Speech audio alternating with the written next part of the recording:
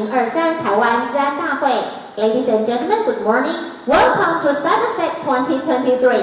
在我们今天活动一开始，首先让我们欢迎台湾资安大会大会主席 IT Home 总编辑吴奇勋吴总编辑上台为本次大会揭开序幕。Now, please welcome the chairman of Cybersec, the chief editor of IT Home, Mr. Merlin Wu. Welcome. Good morning, everyone. 大家好，很高兴我们又见面了哈，而且今年又戴口罩了啊。那过去这3年啊，其实托台湾的福，Cybersec 台湾资安大会没有中断过。每一年像大家这样那么关心资安的好朋友，我们都可以约在这里来见面、来交流，而且大家都可以有一个很好的飨宴、很好的回忆，把这些经验带回去。也因为这样，其实我们还曾经一度成为全世界最大的资安会议，因为只有我们有办法办实体会议，所以真的是非常的谢谢大家。那这证明了，大概或许就是我们3年前大会主题所说的韧性决胜。韧性决胜，台湾的韧性真的是不容小觑。那大家在各位的各自的角色、各自的岗位上所做的努力，就促成了今天的成果。所以呢，我必须要献给大家一个最大的掌声，谢谢各位，谢谢。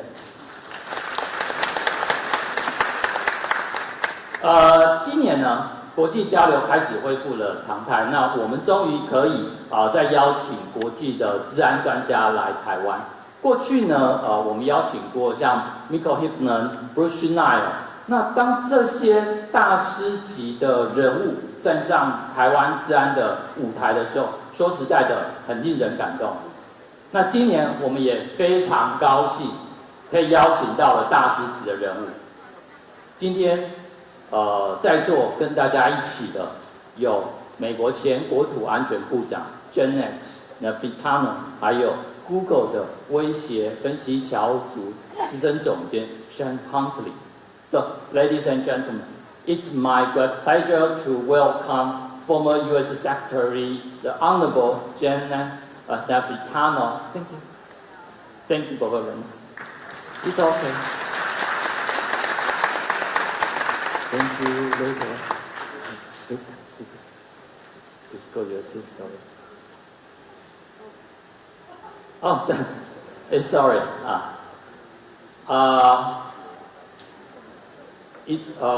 Sorry. Thank you. Thank you for joining with us. So, ladies and gentlemen, let's give a round of big applause for them. Thank you. 那么此外其实还有10多个国家的资安专家来到台湾远道而来。那驻台的代表包括像是美国 AIG、英国、荷兰、卢森堡、波兰都进来跟我们共襄盛举，非常的谢谢。那最后呢，我要特别再感谢蔡总统连续第5年莅临台湾资安大会，亲自带给大家最大的鼓励。我们是不是再给台总统一个最大的掌声？谢谢。那么今天与会的部长呢，还有总统府的林秘书长、张副秘书长、国安会的副秘书长、行政院正副院长、国科会吴主委、经济部的王部长、数位发展部唐部长，还有国安会李资伟。林秘书长刚提过，不好意思。对，谢谢大家。那明天呢，赖副总统也会莅临大会。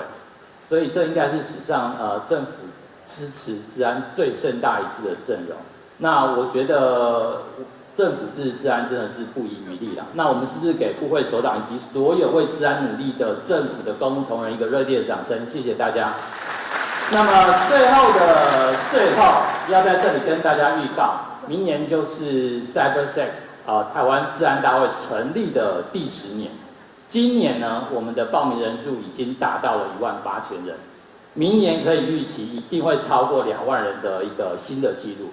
不过更重要的是，明年呢，整个展览会扩大到1楼，也就是说1楼跟4楼都会是台湾资安展， 7楼呢就是最大的治安会议。那么我们非常难得可以达到说，明年呢将会是一个南港展览馆2馆整栋都在谈治安。我觉得这是一个非常了不起的里程碑，我们非常感谢，谢谢大家一起促成这样子让我们很快达成这个里程碑。我想这也是台湾的骄傲，所以我在此就不再多说了。在此特别请大家跟我一起期待明年的2024第10届 Cybersec 台湾资安大会。谢谢，谢谢。非常谢谢吴总编辑 ，Thank you, Mr. Merton Wu。各位贵宾，我们今天也非常荣幸的邀请到了美国在台协会代理处长柯杰明先生莅临现场。接下来，请大家欢迎柯杰明代理处长上台致辞。Ladies and gentlemen, now please welcome our honorable guest, Mr. Jeremy Coforth, the acting director of the American Institute in Taiwan's Taipei office, to give us his remarks. Welcome.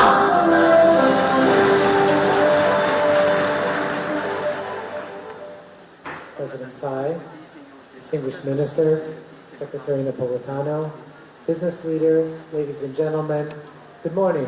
早安，大家好。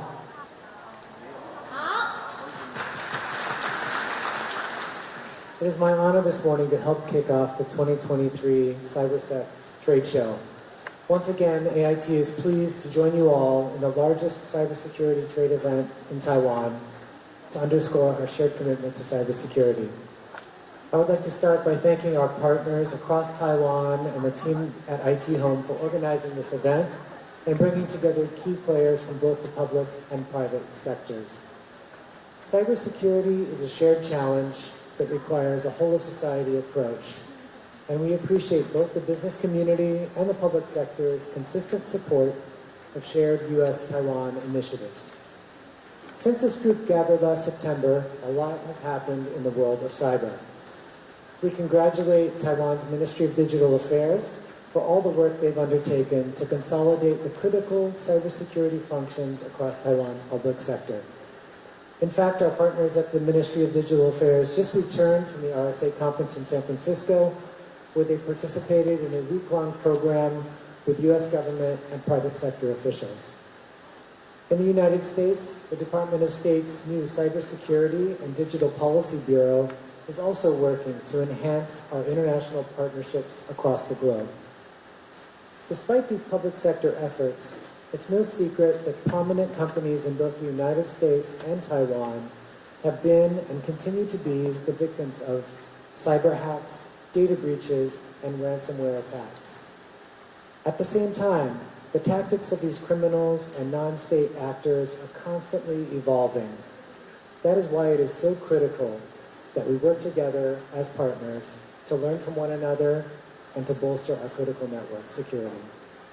Cybersecurity is national security, and the Biden-Harris administration is taking key measures to prioritize and elevate cybersecurity within the United States and with our like-minded partners. In March this year, the administration launched the 2023 National Cybersecurity Strategy. As the strategy states, in this decisive decade, the United States will reimagine cyberspace as a tool to achieve our goals in a way that reflects our values: economic security and prosperity, respect for human rights and fundamental freedoms, trust in our democracy and democratic institutions, and an equitable and diverse society. To reach these goals, the strategy calls on us to realign incentives to favor long-term investments by striking a careful balance between defending ourselves against urgent threats today, while strategically planning for and investing in a resilient future. The United States will work with our allies and partners to counter threats to our digital ecosystem through joint preparedness, response, and cost imposition. Here in Taiwan, Director Ab Kirk and I have made cybersecurity a key focus of AIT's engagement with both the public and private sectors. I'm proud of the work that we've done together so far, whether through the Global Cooperation and Training Framework, workshops that combat cybercrime, through participation in Taiwan's biannual cyber offensive and defensive exercise, or through the U.S.-Taiwan technology trade and investment collaboration that we jointly created. The United States will continue to work with like-minded partners like Taiwan to counter threats and ensure secure, reliable, and trustworthy global supply chains. The companies in this audience today are invaluable contributors to this effort, and we look forward to years of continued partnership. On behalf of the American Institute in Taiwan, I wish all of you a successful CyberCon 2023. Thank you. Thank you, Mr. Colford, for your excellent speech. Thank you. 各位贵宾，接下来呢，本次大会也很荣幸的邀请到了美国前国土安全部长暨美国加州大学伯克莱分校政治安全中心的创办人来台。Ladies and gentlemen, now please welcome the former U.S. Secretary of Homeland Security, the founder of the Berkeley Center for Security in Politics, the Honorable Janet Napolitano, to give us her remarks. Welcome.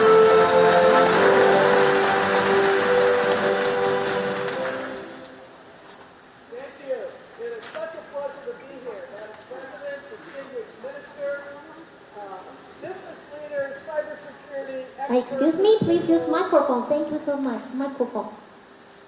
Thank you. Okay. We're going to get this right. Madam President, distinguished ministers, business leaders, cybersecurity experts, and members of the cybersecurity community writ large, greetings. It is such a pleasure to be here with you in Taipei for Cybersec. I would like to especially thank the Taipei Economic and Cultural Representative Office in the United States for this invitation, and I would similarly like to thank the conference organizers for your warm welcome and hospitality. This is actually my first visit to Taiwan, and I'm very much looking forward to engaging with my counterparts here and also into soaking in the rich cultural history of Taipei and all this amazing city has to offer.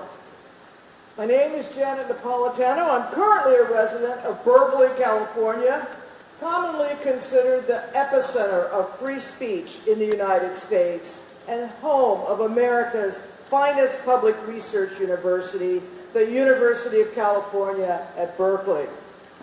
Currently, I'm a professor, faculty director, and founder of the Berkeley Center for Security in Politics.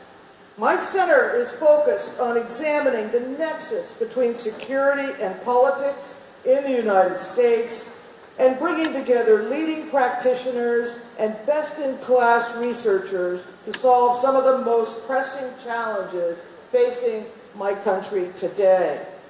Our key areas of focus and research are in strengthening democratic institutions, thinking about issues related to technology, technology design, and cybersecurity to ensure thought and deliberation goes into the development of new and emerging tools, and finally, examining the security issues that arise out of climate change, such as its effect on extreme weather patterns, food, and water security.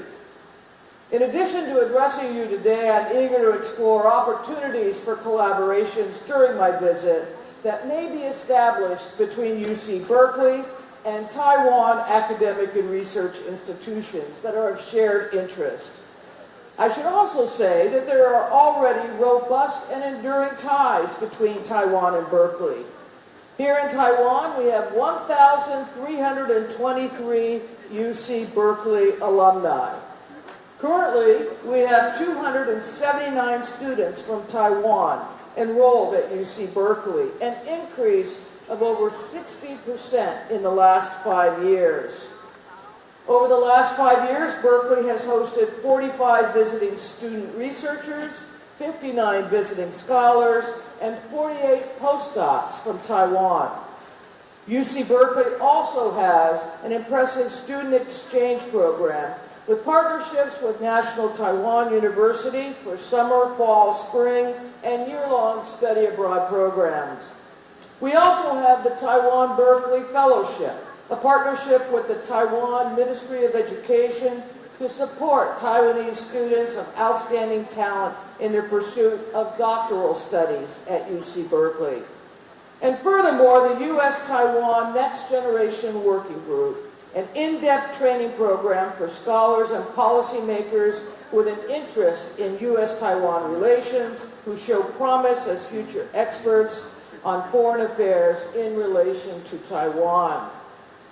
Berkeley and Taiwan also work closely together on industry-sponsored research and innovation and entrepreneurship with partners like the Industrial Technology Research Institute and the Taiwan Semiconductor Manufacturing Company, each with over 15 research projects in partnership with Berkeley to date.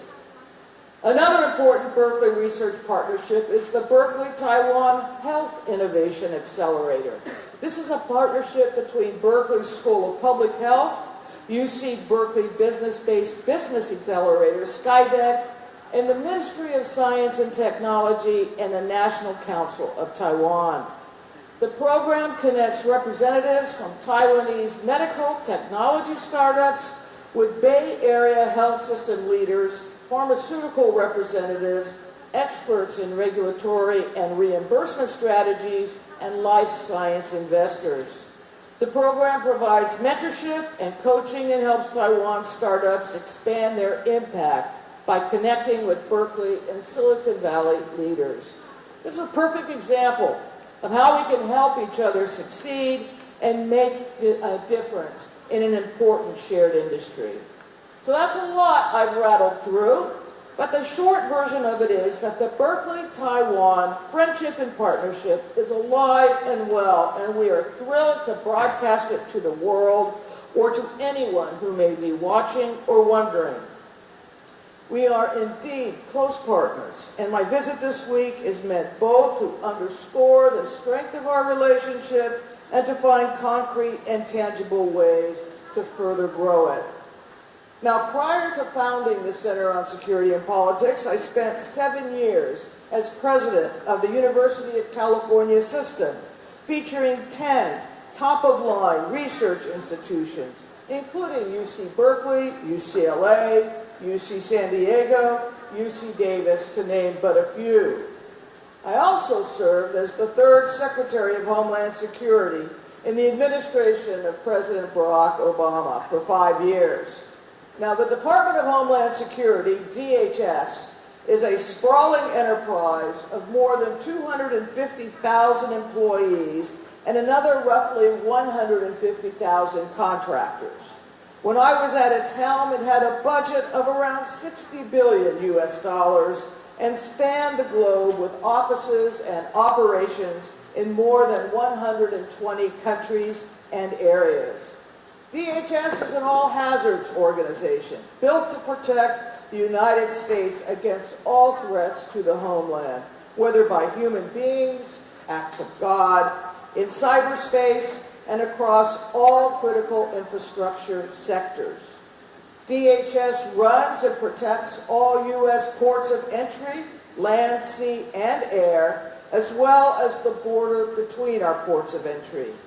It patrols the littoral waterways of the country, protects the President of the United States and visiting international heads of state, while overseeing border security, immigration enforcement, and aviation security.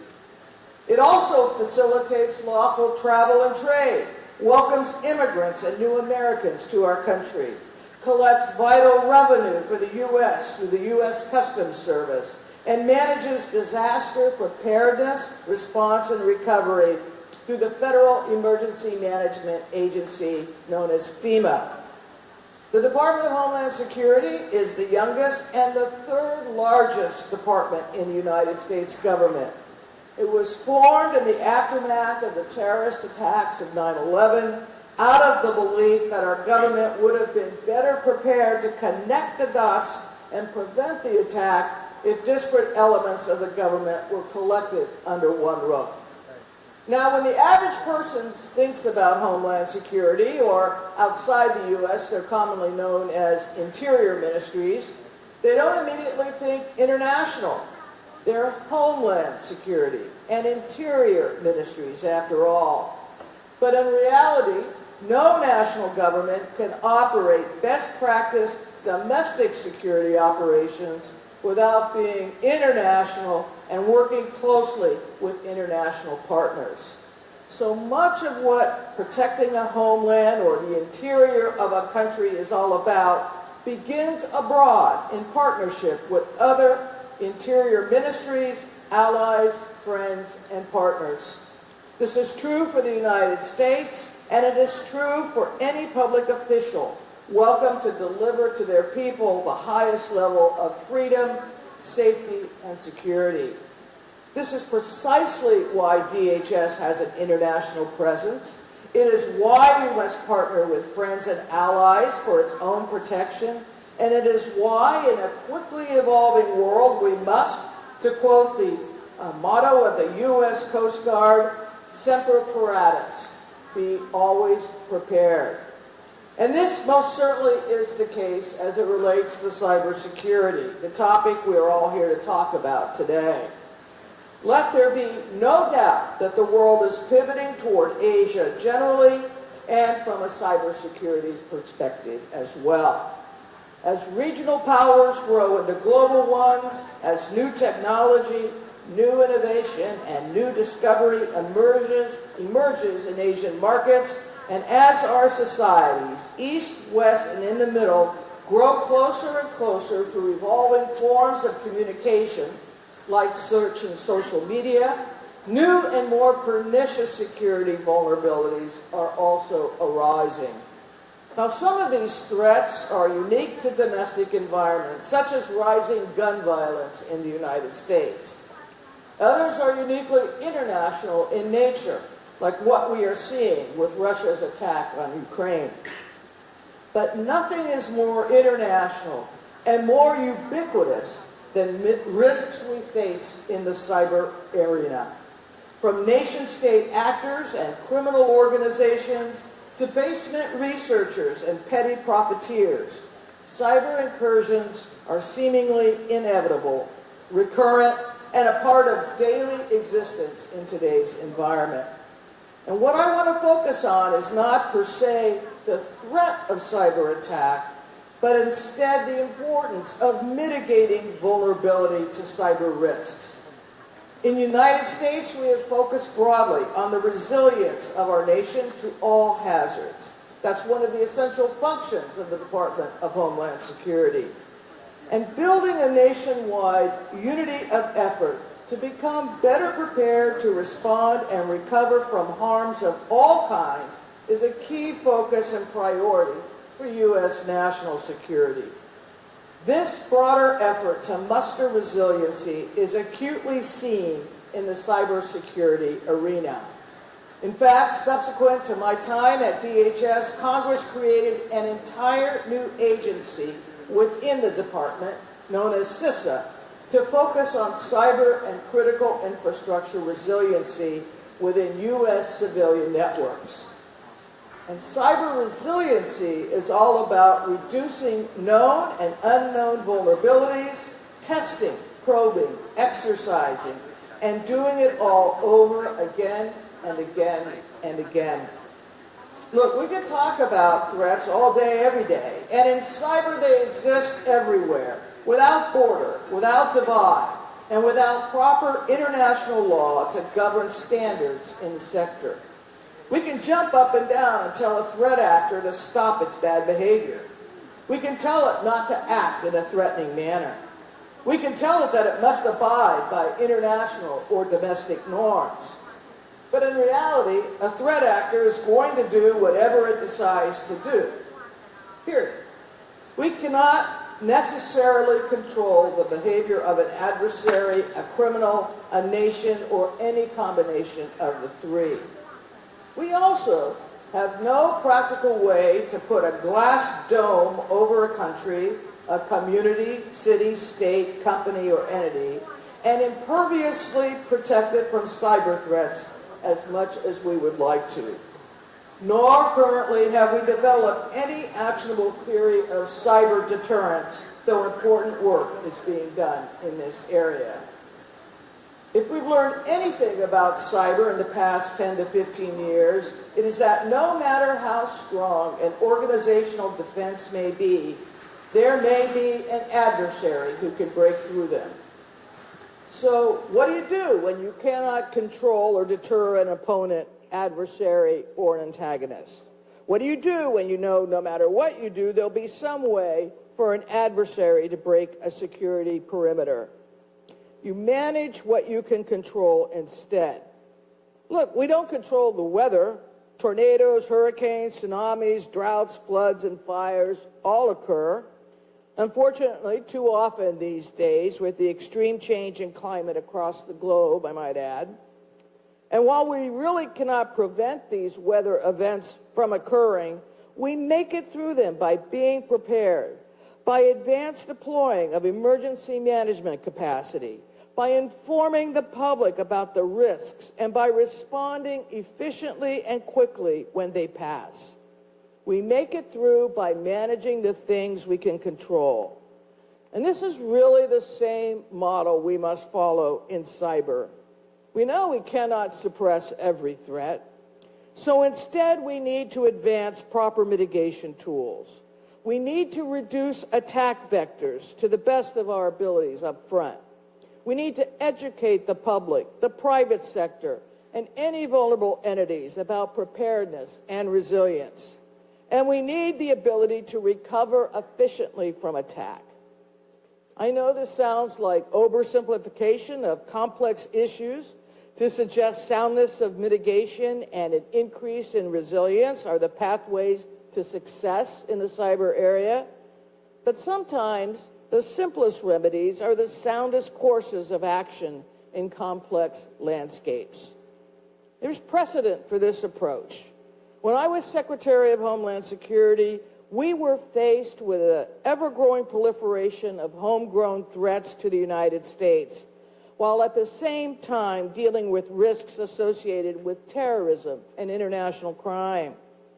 Knowing that there are never enough resources nor the ability to avert every threat for a single government entity, we began to think about how we could force multiply our efforts to protect the homeland.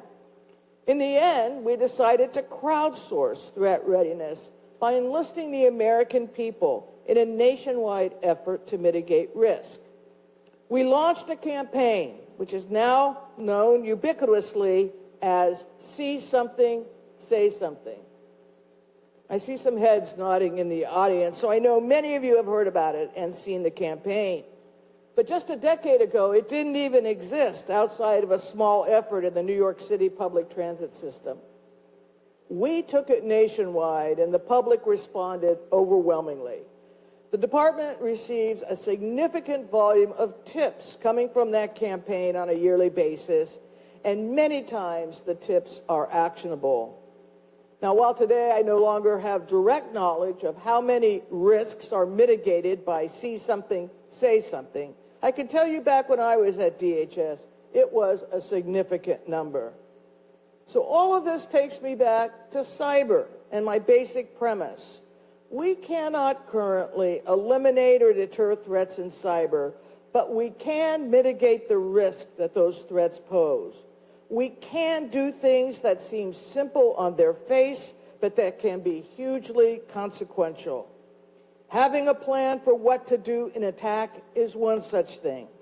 Exercising proper cyber hygiene with systems, enlisting the public, the private sector, and civil society in general readiness, teaching the very same audiences the do's and don'ts of basic cyber best practices, and teaching them again and again and again, and having the proper defensive tools in place to repel some sort of attack.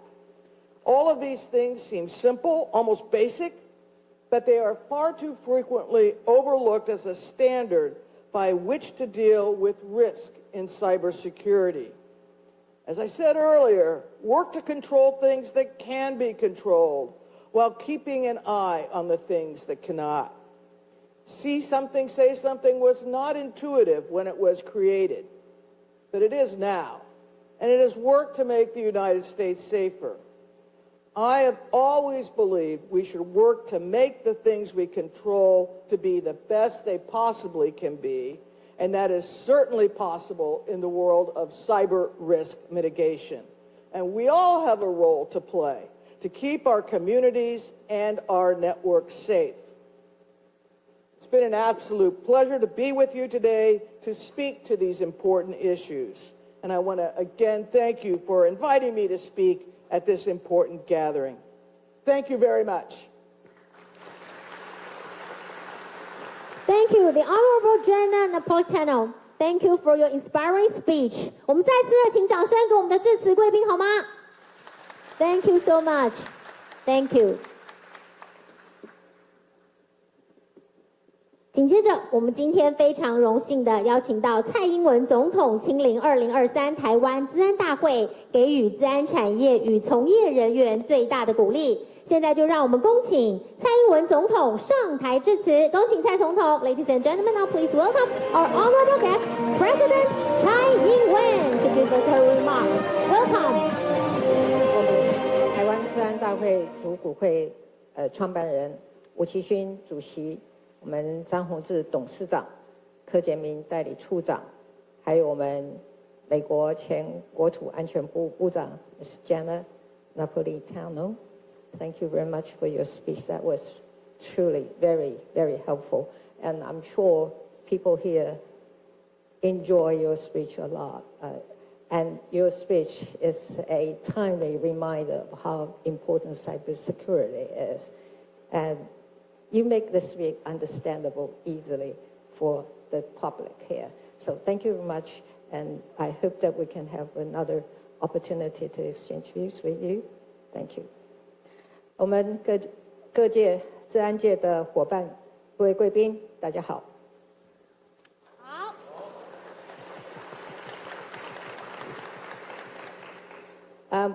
我们今天政府的很多的成员都在现场哈，那我们几乎把我们政府里面负责数位发展、资安的我们的工作同仁都到了现场，这是我参加过很少有这么多政府的部会首长或者副首长参加的一个场合，那也代表了就是说我们的政府对资安的问题的重视。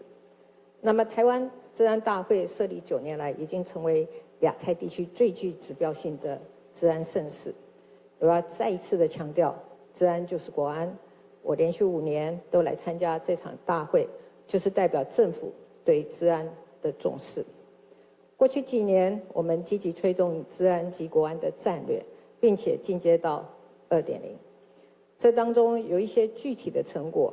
像是我们完成了资通安全管理法的立法工作，我们也成立了资通安全署。就在今年的2月，国家资通安全研究院也已经成立了。未来我们会加速培育我们资安研发的人才，强化资通安全的防护力道。那么今年的大会主轴是 Bring Security to。我们不仅要 bring security to Taiwan， 更要 bring security to the world。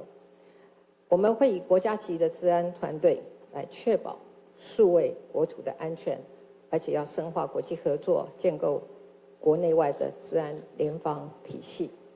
那么，借由这次的大会，数位发展部也邀集了台湾自主技术的资安业者，一起建立台湾资安馆。大家从中可以看到，台湾产业对于新兴技术和国际趋势的关注，以及对于防范威胁和攻击的因应措施。我们的目标是治安好，台湾的产业才会更好。面对无所不在的治安挑战，我们需要不断的强化应变的能力跟管理的机制。政府会持续的推动国产自主研发治安产品和服务，也会鼓励投资资安新创。我们要协助各行各业提升我们资安防护的韧性，台湾的产业才能更加的蓬勃发展。那么资讯安全需要结合所有人的力量，政府会跟产业、民间专家以及社群携手合作，建立台湾的治安国安队，打造让国际信赖的治安系统以及产业链。最后，我要借这个场合，要感谢各位先进对治安产业的投入和贡献。大家都是政府重要的伙伴，我们一起努力，为台湾治安的发展创造更多的成果。也祝福我们大会的活动圆满顺利。谢谢，谢谢大家。谢谢，非常谢谢蔡英文总统。我们要恭请呢蔡总统在舞台上稍微留步哦，好，为我们今天呢进行大合照，留下最珍贵的镜头。好，那稍后呢我们也会邀请贵宾一同上台合影。Ladies and gentlemen, now it's time for a group photo. 好，那等一下呢，我们也要请呢我们上台的贵宾不要忘记帮我们取下口罩哦。也请呢我们中间的与会贵宾，除了摄影师之外，拍照请不要起立坐着哦。好，接下来呢就让我们欢迎总统府林佳龙秘书长上台，以及 AIT 代理处长柯杰明代理处长 Mr. Jeremy Crawford。Welcome。国安会顾立雄秘书长，欢迎。Honorable Jenna Napolitano, welcome. 行政院郑文灿副院长，欢迎。IT Home 詹宏志发行人，欢迎。国科会吴正中主委，欢迎。总统府张敦涵副秘书长，欢迎。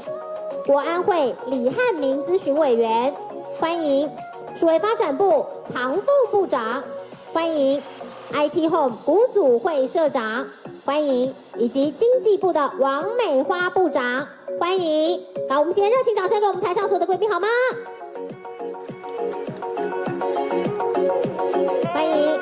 好，那接下来呢，我们要请台上全体的贵宾帮我们看一下我们中间的镜头。Please look at the center camera. 3, 2, 1。好，有请现场朋友最热情的掌声，谢谢，谢谢我们台上所有的与会贵宾。Thanks to our special guests on the stage， 我们要请总统、社长、IT Home 社长以及发行人请留步。我们先掌声谢谢其他的贵宾。Thanks to our special guests on the stage, please return to your seats. Thank you so much, thank you。我们要请呢总统、IT Home 社长以及詹发行人，请您留步。谢谢，接下来我们还要进行第2梯次的合影，我们要欢迎呢我们资安产业代表上台合影，上台之前不要忘记取下口罩哦。欢迎趋势科技台湾区洪伟干总经理，资安院何全德院长，奥义智慧科技邱明章创办人 ，TCOM 翁浩正理事长，耀祥网际张景祥总经理。TX1 刘荣泰执行长，中华资安国际洪进福总经理，精品科技刘正汉董事长，金城集团智慧资安科技詹一正董事长，以及杜普数位安全